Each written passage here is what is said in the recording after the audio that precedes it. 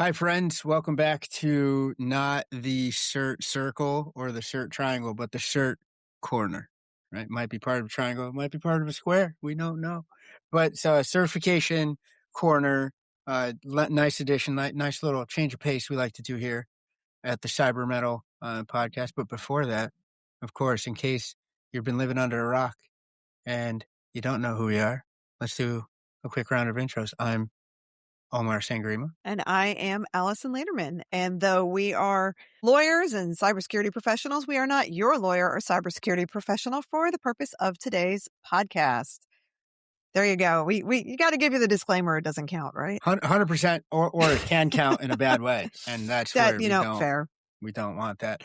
So today we had a request. I think this is a milestone for us. I feel like we've made it in a way with the podcast where now the public is asking for specific pieces of content, which I'm here for. So on a previous edition of Cert Corner, we talked about the certified third-party risk assessor.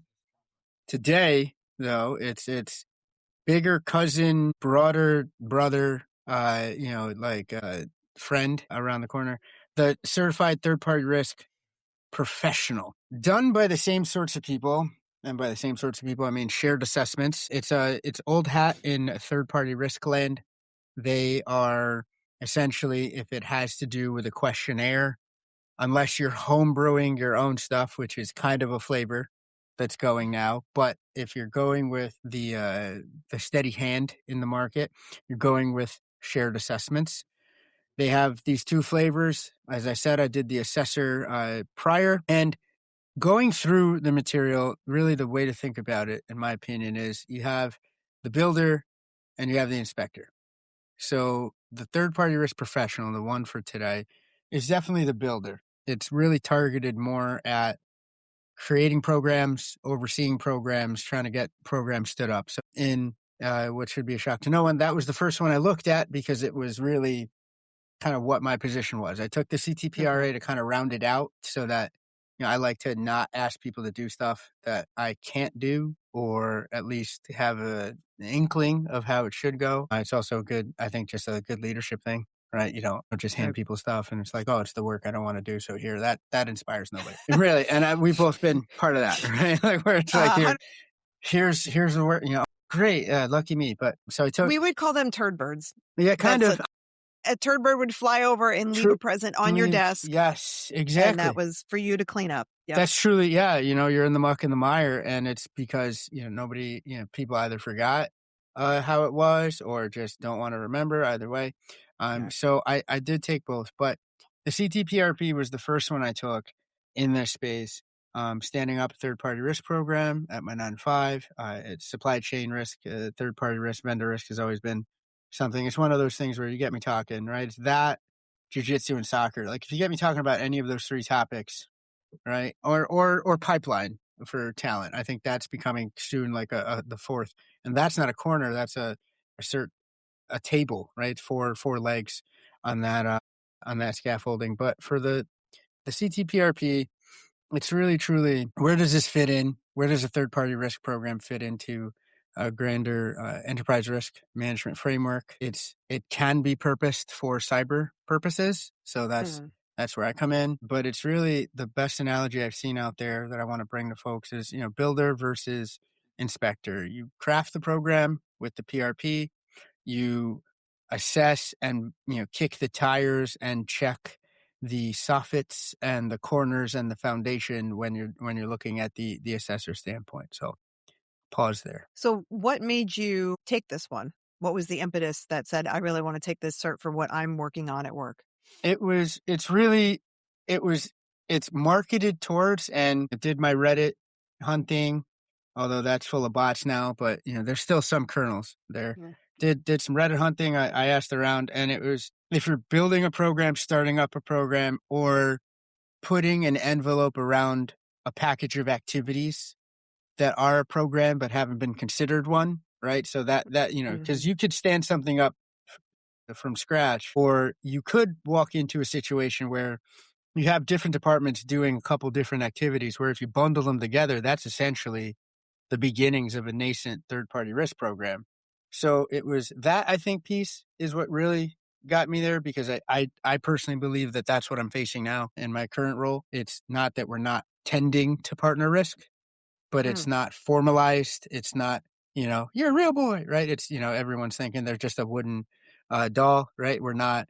No, we are. We've been, we've taken care of third party risk and even nth party risk in certain cases, but not formalized, not structured. And a key piece that I loved from the material to prep for this was the reporting, mm, right? If you're doing stuff and you're not telling people about it, it helps nobody. It doesn't help the team doing the work because they're not right. getting credit.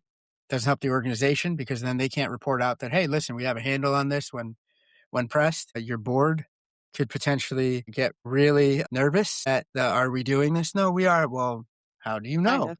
Kind of. And if you're not measuring it, right, the tree falling in the forest sort of deal. So it sounds like you found some value in the experience of going through this certification already. Is that fair to say? Is that something that you've I think so, found yeah. that there is a value add to the work you're already doing? It really, for me, it really outlined some gaps. I had a gut sense from, being in the department for a little bit, what I would like a third party risk program to look like. Just, day in, day out, the right sizing and the fit for the particular organization I work for. So really from the bottom up, what this allowed me to take a look at was the top down view of how am I going to surface those activities and formalize them in a way that's going to support my director, my CISO, the risk managers abroad in different departments at my organization, and then on up to the board. What is going to have them have a warm and fuzzy of, hey, of course, like we're not mitigating everything and risk is not zero, but we have a repeatable process that's not ad hoc, that, if we point it at the ball of risk that we know is there, eventually over time, it's going to get it down to manageable levels inside risk tolerances and be able to be something where we're not just like, hey, I know people are doing it, trust me, bro, kind of thing. It's going to be, we can show it, we can report it, we can verify. So who would you recommend should consider taking this particular certification? And I say that not as, oh, we want to collect a bunch of certs, right? But it's Sure. for somebody that would find the value in learning the material, testing their knowledge and their mettle and their skills within that material, and being able to apply it. Who would be a great candidate for taking this kind of certification? So with the caveat of, I am one of those that, that does collect, Oh, I know you no, do, but no, that's why. but with the cat, I want to, exactly, like, I'm not just the president, I'm a member, right? Like that sort of deal. But, But that's why your opinion matters so much because sure. you have taken so many and you In terms know of like, what what's the works, what good? doesn't. That's Yeah. right. That's right. So, You can cut the wheat from the chaff. and it was helpful because surprisingly, right?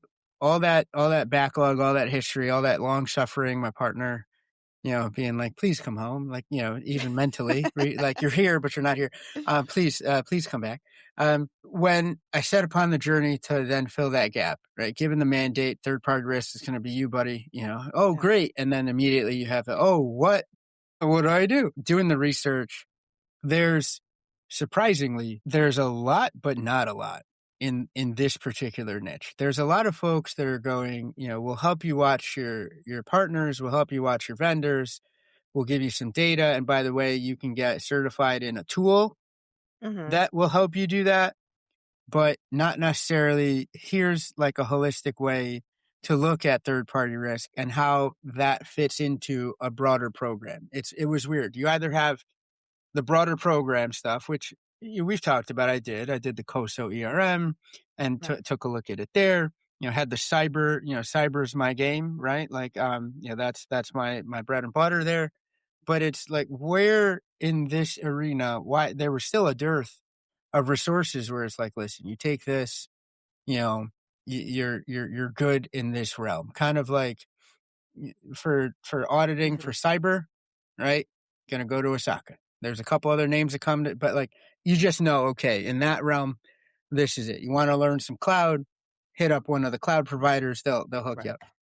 In this arena, there wasn't too much there. So I honestly went about it kind of in a backwards way. It was through tooling at first, because Mhm. one of the things that shared assessments, I think the thing that shared assessments is most famous for, is its questionnaire, right? The SIG questionnaire, the shared assessments questionnaire, and the whole ecosystem that it built around that. What I love is that, of course, there's in the material, there's like, hey, and shared assessments can help you with vetting your vendors and categorizing them. But what I loved was, I think at some point in shared assessments history, they realized that not only that they'll sell more of the tool if they educate users in a bit of a tool agnostic format, right? It's again, Mhm. there's still a lot of peanut butter in the chocolate and a lot of chocolate in the peanut butter, admittedly. But when I did my research, I said, even if we do SIG, right, the standard questionnaire, or if we do SIG Lite, or if we, want to go HECVAT, which is more for the research space and the more academic space, these are all questionnaires that you would give to prospective partners before engaging in a relationship with them or going down the contracting space. But Mhm. taking a step back and seeing that, hey, there's tooling, but they also kind of want to teach you the right way to go about it, or at least like the foundation, and then you can, fit it to purpose in your niche. That's really what kind of drove me as saying, here, listen, this is what's going to cover the gaps. Because I have cyber risk, but do I have third party risk or cyber third party risk? No. So that's what led me down here. I was looking up tooling of what we could use as kind of a foundational layer to our Mhm. program. And then this popped up and repeatedly popped up. And that's usually when I get consistent signals about, here, this is it, here, this is it. Then I start paying attention. I start diving on the actual training and testing material, and it looked pretty mustard. Overall, how many questions was the exam? How long did they give you to take it? And how long did it actually take you to complete the exam? Oh goodness, If you yeah, can no, remember, I know it's been a bit. it's been a minute. I want to It's been a say hot minute. no, it has been. This is one of the ones, because again, one of the first Yeah. things I did when it said, "Hey, I have third party risk coming up on my plate," I said, "Okay, I better learn how to do it." Right, like that's usually Right. but that is my attitude on things, right? Like, put my hand up and then we'll figure it out, right? Like, let's give it more gas. What's the worst that could happen, right? I've It's one said of the things I that's love about you, though. It's true. It's like, let's all right, bring me in. Now let me that figure that out. that should go. I We mean, should all be a bit more like that in our I lives, right? listen. It's like, you know what? Let's just try it. Let's roll the dice, man. Like, what's the worst? Yeah. You can always punch your way out of the corner, right? As my Yeah. boxing coach would say. Although he was always much better at it than I was. Like, God bless him. Um, that little guy could bang. Could do it. Oh God, my ribs still like kind of seize whenever I think about it. Ooh. It was wild. Yeah, yeah. R.I.P. Man. He had cannons for hands. But again, I remember it was like roughly like 2.5 hours. I want to say it was right inside of there. It was about maybe a hair over 100 questions. I want to say, but maybe like 125. I want to say. Hey, I will say that, and especially juxtaposition, the one I took today, which we'll talk about on a subsequent Cert Corner. I never felt pressed for time. It wasn't one of those where the Okay. format of the questions was like, listen, this is a reading exam, right? As much as it is a subject matter exam, which I have mixed feelings about when a certification body kind of goes there. I get the scenario angle. For some things, you want to show different levels of the Bloom's taxonomy, and you want to go a little deeper. I get that, but again, mixed feelings there. Wasn't too wild. The format was your usual. It was proctored. You have to have the spyware on your computer to make sure that you could, you weren't doing any weird stuff. You had a stranger looking at you for an hour. I don't know what that says about me that I sign up for them so completely, right? Like I do it a lot, and I was just like, why do I like this? That's probably something to unpack, but wasn't wasn't too onerous in terms of, I didn't feel like, oh crap, I gotta rush. I'm pressed for time. Most of them were the multiple choice. I think there were some where it was like classification, right? Kind of, Okay. or listing, ranking, which steps in a process, or what would you look at in terms of what's not risky here, kind of the exclusionary, that angle of it. But again, proctored, nothing crazy. You get your results pretty immediately, right? And then I think they Yeah. obviously double check to see if you did any funny business. They give you the provisional pass and then the official package in the mail, which, yeah, you don't realize that when you're taking these a lot, but when you're on the other side of things, right, which you educated me on, like sometimes Mhm. that's what it is. You get the provisional, then we got to check to see if, you were talking to spirits or whatever, right? While you were getting proctored and then We we'll saw give you your the lips moving, and were you praying or answering or reading the pray question? or something.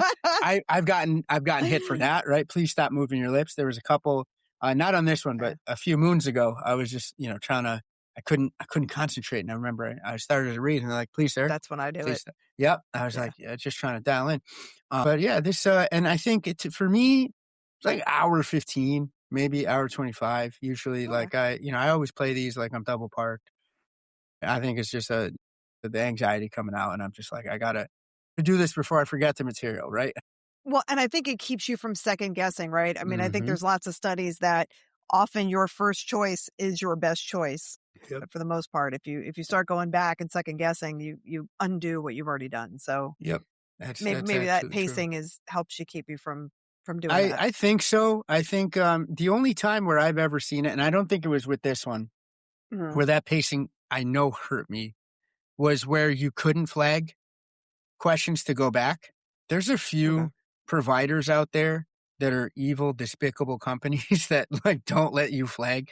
We can't be friends. Like I just never understood. Like it's No, just yeah, I'm with always. you. We always allowed flagging in ours because sometimes, like your brain takes a break and you're like, I got to go to the next thing and it'll come back to me and then I'll Mm-hmm. just come back to it. Yeah. Then Right. you can play a time management game there, right? That's If right. you leave That's yourself right. enough time later, I understand in a weird way, I understand why they some disallow that, because there's been instances where I'll flag stuff, I'll work the rest of the questions, and the rest of the questions will tell me the answer to one of the previous ones. Well, so those are called enemy items, and a real exam is supposed to not have enemy items where one will suggest the answer to something else. And There you go. if they're crafting them correctly, you shouldn't have those enemy items that are going to give away the answer. But no one's perfect. So, I know even on the SAT, right, you would go, oh, wait, that was what that was. And I you go remember. back and try to fix Yeah, it. I So, still remember yeah, that. yeah. That was the start of being good at testing and making up for other flaws, right? Like I got into schools that I had no business getting into because of the SAT. But then you look at my grades, it's like, what was this guy up to? Not studying. I'll say that for junior year. But come on, standardized testing. It's the end all be all for education, Oh, right? sure. Absolutely. Yep. Yep. I mean, you can just, yeah, 100%. Sorry, I shouldn't It's, laugh so hard at that, but listen, that one, I mean, facts. it really, truly. So, Yeah. so yeah, it That was wasn't sarcasm for anybody who wasn't sure. slash S Just for yeah, folks. Please, I don't want the educational contingent to come after us with pitchforks. right? Yeah, for sure. Yeah, For absolutely. sure. Well, what were some of the things that you mentioned it briefly at the beginning, but what were some of the things you did to review for this particular certification, and about how long did it take you to prepare prior to sitting for it? So this one, and it's a big difference from the assessor one offered by the same folks by Shared Assessments. This one had a self-study module or a set of self-study modules that was a requirement to complete in order to go through. They had a test, I think 2 practice exams as part of that module, and it was included in. You pay. I think. Is it included in the price? Yeah, You it get the was. 2 practice exams. Okay. Absolutely. So it was, I will say it was a little pricey. It was about like $1,200-$1,400. It was not, it was no, yeah, it was no Oof. joke. Yeah. And again, I will say, love me, shared assessments. Not saying that we won't go with them, not saying that we will, but yeah, the sticker shock is a real thing, right? Like, and I think that they're opening up the space for other players in this market is what I'm seeing, because of course, right, I'm trying to stand up the program, so I'm looking at a bunch of tools, I'm taking a lot of vendor meetings, and That's right. there's something to be said for, just the initial, I think, like enterprise licenses for use of these tools. Starting out, it's in the tens of thousands, if not hundreds of thousands of Oof. dollars, just and again, there's an ecosystem, right? They'll send the stuff out for you. They'll track it. There's a whole thing. But where I feel that they're allowing space for other entrants to come in, of course, they're bringing in AI. And of course, Right. they're marrying cyber intelligence feeds into similar ecosystems, doing it for a lot cheaper because they're doing it, I think, through with AI tooling. They know that they don't have, I think, the market positioning to charge as much as a shared assessments would. This is definitely like, in the magic quadrant. They're, up and to the right here. But Yeah. that is a thing that I would say if anybody from shared assessments to listen, that's potentially something to kind of take a look at, or like a tiered subscription model, something where, because I feel as though the quality of what they offer, if you Hmm. could get people to use it and then you get people using the ecosystem, relying on it, then it becomes one of the foundational inputs to a broader program. Then I can't leave shared Right. assessments, right? That's one of the, so it's like there's a way for nonprofits, hint, hint, right? To get hands on this thing and, Right. and prove it out and show value. And then that's a stronger pitch that I have to go back to my board or to go back to my leadership and board and say, listen, this is mustard. I can't live without it. If you want third party risk, I'm going to need to pay for a broader set of licenses for this. But like the initial points of entry here, little tough, definitely a little tough. And that's mirrored in the pricing for the exam.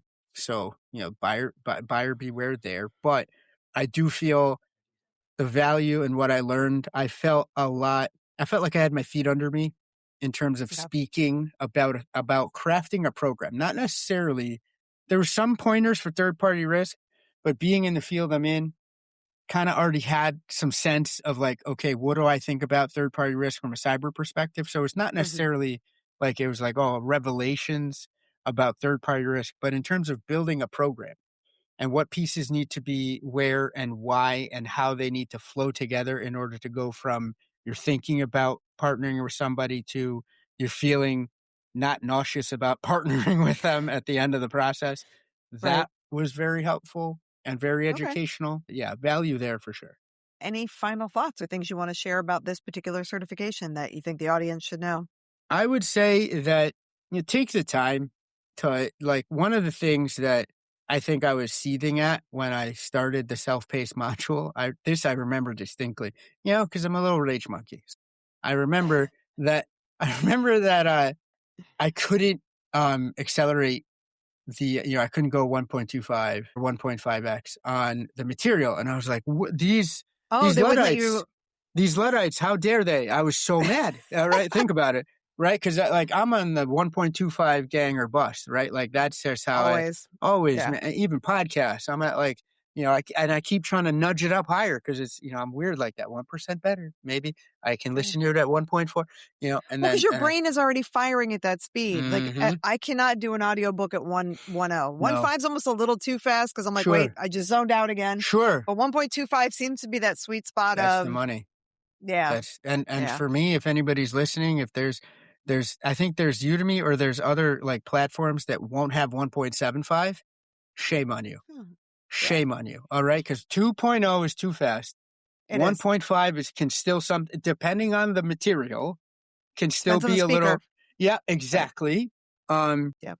Me on 1.5 would absolutely sound like a meth head, but I would say though, eventually I love the fact that it didn't let me speed up, especially because I was learning foundational things that are Mm. helping me build the underpinnings of what I hope is a strong program at my organization. Well, that's wonderful. I appreciate you sharing all the insight and being able to answer our listeners' request for this one in particular. So there are other certifications. Omar has taken, he's like, Mikey, he likes it.